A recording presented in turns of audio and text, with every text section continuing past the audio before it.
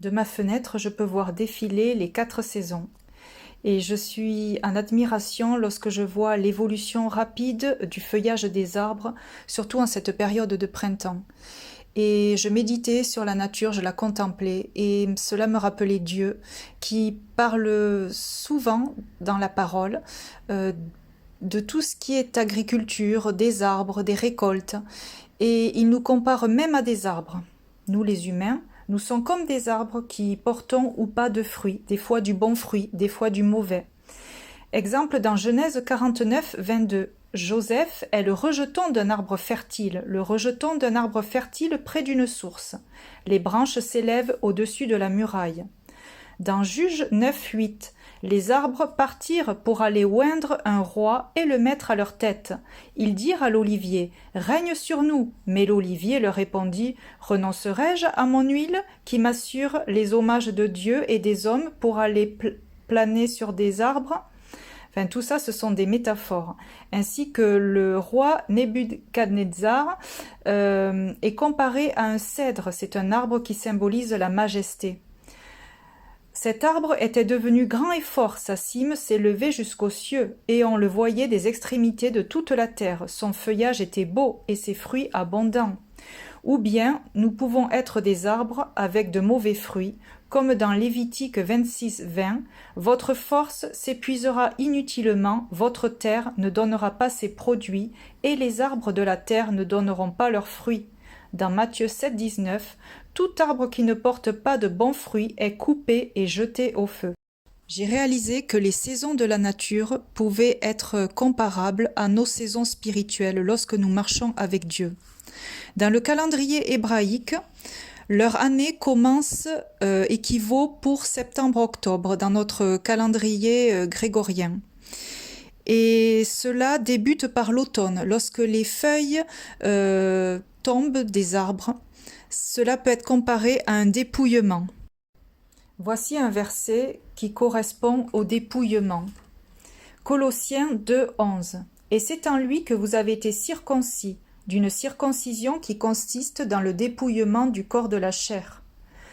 Dieu, durant certaines périodes de notre vie, veut nous dépouiller de nos idoles, de mauvaises habitudes, de mauvaises pensées. Il veut, afin de nous transformer, de nous glorifier, nous devons sortir du milieu de nous des choses mauvaises qui ne reflètent pas le caractère de Dieu. Ensuite vient l'hiver. L'hiver peut être comparé à la mort de soi, de soi-même. Lorsque nous sommes totalement dépouillés, que nos branches sont vides, que nous nous laissons aller et modeler par Dieu, que nous nous laissons crucifier et mettre au tombeau, afin qu'il puisse nous modeler et nous façonner. Dans Jean 12, 24, si le grain de blé qui est tombé en terre ne meurt, il reste seul, mais s'il meurt, il porte beaucoup de fruits.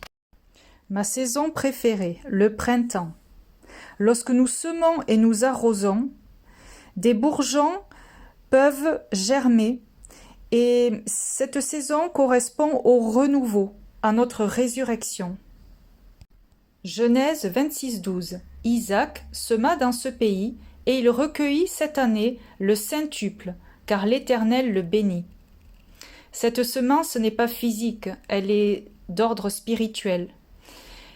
Je me souviens que dans un rêve, Dieu m'a demandé à 3 reprises « sème, sème, sème ». En me réveillant, j'étais confuse, je ne comprenais pas ce que voulait dire semer. J'ai demandé à une sœur qui m'a dit « tu dois donner de l'argent à l'église ».